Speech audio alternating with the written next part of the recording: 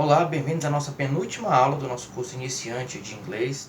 Nessa aula nós vamos continuar o assunto de verbos. Na aula passada nós vimos os verbos no presente simples e agora nós vamos ver mais dois tempos verbais, que é o passado e o futuro simples. O passado é o tempo verbal onde tem mais regras de funcionamento. A gente precisa estar mais atento com as regras de aplicação dos verbos no passado. Ele tem ao todo 5 regras, dependendo da terminação dos verbos. Nós vamos ver uma a uma, exemplificando aqui no quadro. Essas regras, elas dizem respeito aos verbos regulares, né?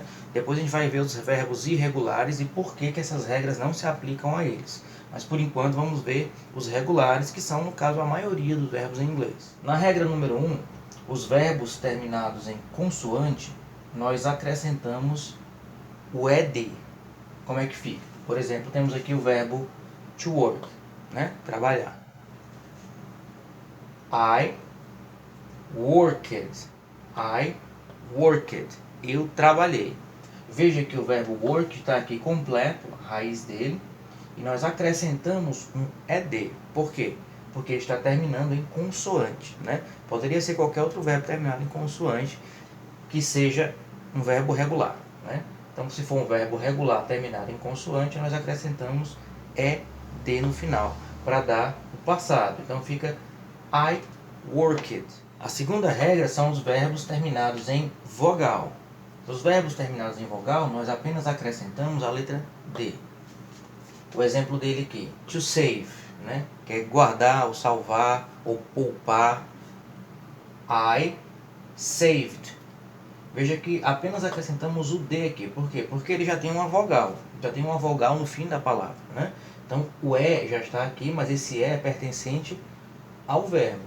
Aqui nós acrescentamos apenas o D. Por quê? Porque ele é um verbo terminado em vogal. Então, I saved, eu guardei, eu poupei, eu salvei. Não é isso? Então, aqui está também no passado. E sempre lembrando, essas regras, elas se aplicam aos verbos regulares. A terceira regra, temos os verbos terminados em Y após consoante. Quando eles estão terminados em Y após consoante, nós fazemos aquela mesma regra que vimos na aula passada. Eliminamos o Y da palavra e acrescentamos IED. Então vemos aqui o exemplo. O verbo to try, que é tentar. I tried. Eu tentei. I tried. Veja que o Y sumiu aqui da palavra e ficou apenas o IED formando o verbo no passado. Então, I tried, eu tentei. É o verbo to try no passado. A quarta regra são para os verbos terminados em Y após uma vogal. Em Y após uma vogal, nós acrescentamos apenas o ED. Então, vemos aqui o verbo to enjoy, que é aproveitar, né? Isso que é curtir no nosso linguajar aqui, né? Aproveitar. I enjoyed, né? Eu aproveitei, eu curti, eu gostei muito, né? I enjoyed. Veja que o Y permaneceu aqui, toda a palavra do verbo permaneceu, enjoy, e acrescentamos apenas o ED, porque o Y não some quando ele é após a vogal. Então acrescentamos o ED. I enjoyed. Eu aproveitei, eu gostei muito, né? Eu curti. E a quinta regra é para verbos monossílabos ou terminado em tônica, sendo o final consoante, vogal, consoante. Nesses casos, a gente dobra a última consoante e acrescenta o ED. Então nós temos o exemplo aqui do verbo to stop, parar. I stopped. Eu parei. Veja que a palavra stop está inteira aqui, mas ela termina com consoante, vogal, consoante. Então, a última consoante, que é P, ela foi dobrada e nós acrescentamos o ED no final. Então, esse último caso, ele é um pouquinho mais complicado de memorizar, né? Mas acontece somente nesses casos, ou quando é um monossílabo tônico, né? Ou terminado em sílaba tônica, sendo que no final dessa sílaba, ela termina com consoante, vogal, consoante, que é o caso aqui do verbo stop. Vamos aprender agora como funcionam os verbos irregulares no passado. Nos verbos regulares que estudamos há pouco, o passado ele se repete em todas as pessoas. Vocês podem ver na apostila que em todos os exemplos o verbo não se modifica, nem na terceira pessoa do singular, que é o he, she ou it. Então, nos casos dos verbos regulares, a conjugação dos verbos será sempre a mesma para todas as pessoas, a mesma forma da palavra. No caso dos verbos irregulares, a estrutura deles já é naturalmente diferente. Vamos exemplificar com o verbo to be, que vai ficar mais claro. Veja que no presente, que nós já estudamos o verbo to be desde o começo do curso, o verbo é to be, que é ser ou estar, mas essa palavra be, ela não aparece em nenhuma das conjugações. As formas que aparecem é am, are e is, né? I am, you are, he is, she is, it is, we are, you are, they are. Por que aparece assim? Porque esse verbo é irregular. Ele já é completamente diferente de como ele é conjugado aqui no presente, né? A palavra é be, mas quando você conjuga no presente aqui, nas pessoas, ela se transforma nessas formas verbais aqui, ó, am, are, is. Isso é a natureza dos verbos irregulares. A forma verbal dele, dependendo do tempo, vai se modificar de uma forma que você nem vai ter relação com a raiz original dele, né? Se você vê to be, né, o be não está relacionado em nenhuma palavra aqui, nem no am, nem no are, nem no is. É completamente diferente. Essa é a natureza dos verbos irregulares. Quando nós vamos para o passado do verbo to be, fica diferente também de todos eles. Vejam, I am vira I was. Veja que não tem nenhuma relação com o am, né? O am aqui, ele não é acrescentado nenhuma palavra, nenhuma letra, né? Nada para fazer uma ligação entre apenas a forma do presente com a do passado. É completamente distinto. I am, I was. You are, you were. Veja aqui de novo, ó. O are e o were não estão relacionados. Não tem nenhuma relação de palavras que ligue uma à outra, né? O are não é acrescido de nada e se transforma em were. Não, é uma palavra completamente diferente. Exatamente por eles não terem essa estrutura estática, dependendo apenas do verbo aqui, ó, o be não se transforma em be aqui na conjugação, é completamente diferente, né? Eles não têm, os verbos irregulares, uma regra de conjugação. Nós teremos que decorar, que aprender a relacionar um com o outro. Então é só a prática, né, dos exercícios e da leitura que vai fazer com que a gente memorize. Não é para decorar todos os verbos irregulares, porque isso é praticamente impossível, né? Tem muita gente que acha difícil em inglês essa parte do passado justamente por isso. Porque nos verbos irregulares, eles se transformam e você tem que adquirir quase que um novo vocabulário para esse verbo. Mas isso a gente faz gradativamente, não é para decorar todos os verbos. Nós temos uma lista de verbos irregulares na apostila para vocês terem uma familiaridade. Podem ver os verbos e ver os irregulares que são relativos a ele, né? Para que quando apareça nas questões, para que quando apareça na prova, né, na prova final que nós vamos fazer, vocês já saibam a que verbos se relacionam. No caso aqui do verbo to be no passado, temos essa frase: I was young. O que ela significa? Eu era jovem.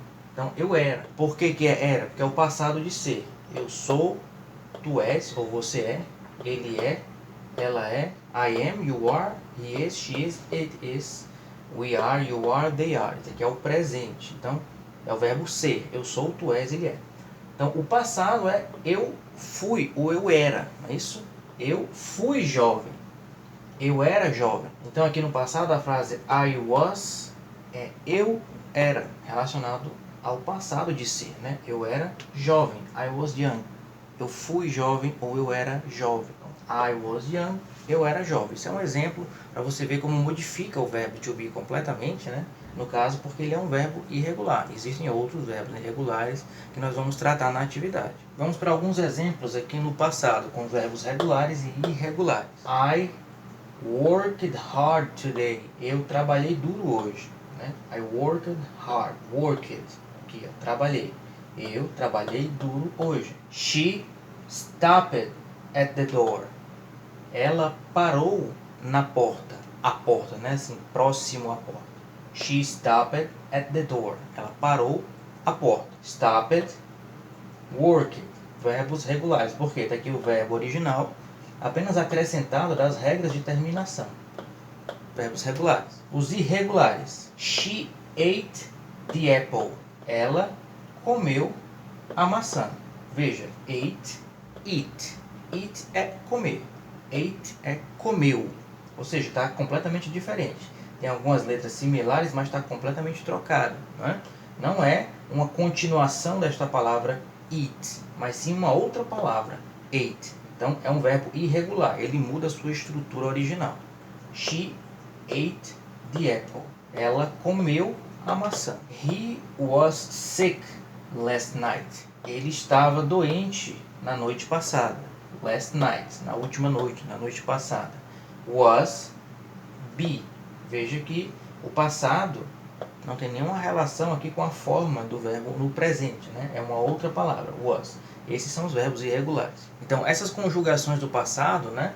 Nos verbos regulares, elas permanecem assim para todas as pessoas. Ou seja, em todas as pessoas, do I ao they, é a mesma forma. Então, se fosse aqui, I worked, you worked, he worked, e até o final das pessoas. Não mudaria de jeito nenhum. Porque nós vimos que no presente, né?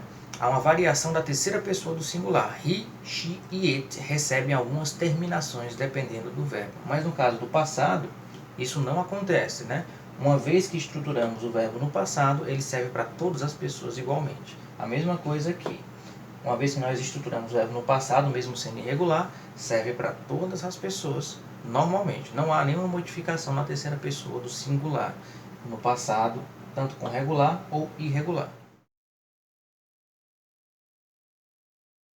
O futuro simples ele é bem mais fácil do que o passado, porque ele não tem variação. No caso, nós vamos usar o exemplo do to be novamente, ele é irregular, mas nós vamos também usar alguns exemplos com verbos regulares, para vocês verem que ele não muda de forma alguma. Veja como é que é o verbo to be no presente. Nós já falamos que por ele ser irregular, ele recebe essas formas diferentes. Am, are e is, não é isso? I am, you are, he is, we are, you are, they are. Então ele recebe essas formas diferentes. Mas no futuro, veja como fica. O futuro ele é indicado pela partícula will, né? Essa palavra will, que indica é o ei, né, do português. Farei, né, conseguirei, serei. Então o will tem essa função de dar uma ideia de futuro. Então I will be. Veja que agora aparece o verbo be. Ó. Por quê? Porque no caso do futuro, quando nós colocamos a partícula will, basta que nós acrescentemos o verbo no infinitivo. Já não é o verbo conjugado no presente nem no passado. É no infinitivo. I will be. Eu serei. Então, o verbo, nesse caso, aparece de forma fixa. I will be, you will be, he will be, she will be, it will be, we will be, you will be, they will be. Mesma coisa. Basta acrescentar a partícula will e se seguir o verbo no infinitivo. I will work hard this time. Eu trabalharei duro desta vez, né? Eu vou trabalhar duro desta vez. Vou trabalhar ou trabalharei, né? Eu trabalharei duro desta vez. I will work hard this time. Veja que o verbo está igual no infinitivo. Work. She will go to Korea. Ela irá para a Coreia. Ela vai para a Coreia, né? Veja que o go aqui, ó, não está variando, não está goes, né? Por quê? Porque quando nós acrescentamos a partícula do futuro, will, o verbo continua no infinitivo, né? Na sua forma fixa. She will go to Korea. Ela irá para a Coreia. He will do the homework. Ele fará o dever de casa. Ele irá fazer o dever de casa. De novo, o do não está aqui variando, né? Não está does, está do aqui. Normalmente, porque quando nós acrescentamos a partícula will, o verbo não varia, ele continua no infinitivo. Se nós analisarmos esse segundo exemplo, will e go têm duas funções semelhantes, né? Que é o verbo ir, go, não é isso? E a partícula will também nesse sentido de ir, de que irá, né? No futuro. Mas essa partícula tem a função de futuro. O go, não, né? Por exemplo, você não fala I go eat, né? Eu vou comer. Não, I will eat, porque o verbo é comer. Aqui o verbo é go, ir a algum lugar, né? O will é a partícula de futuro, é a palavra que indica futuro. Então, o will já está cumprindo essa função de ir no sentido de eu vou comer. I will eat. Eu vou comer. I will eat. Não é I go eat, né? Não confunda esse go com o will, que eles têm funções diferentes, né? Aqui é o verbo a ação de ir, e isso aqui é o indicador de futuro, de que a pessoa irá fazer alguma coisa, né? Irá comer, irá viajar, irá trabalhar, né? Irá fazer alguma coisa. Então, o will já tem essa função de irá, né? De uma ida que é um sentido de futuro. O go é a ação de ir a algum lugar. Bom, essa aula nós finalizamos por aqui nessa parte de futuro. Nós vamos treinar o passado e o futuro, e prestem bem atenção no passado dos verbos irregulares. Nós vamos utilizar ele nas atividades, e é bom que vocês tenham pesquisado lá na nossa lista para não se confundir, para saber para qual verbo significa qual palavra ali no passado. Até a próxima aula.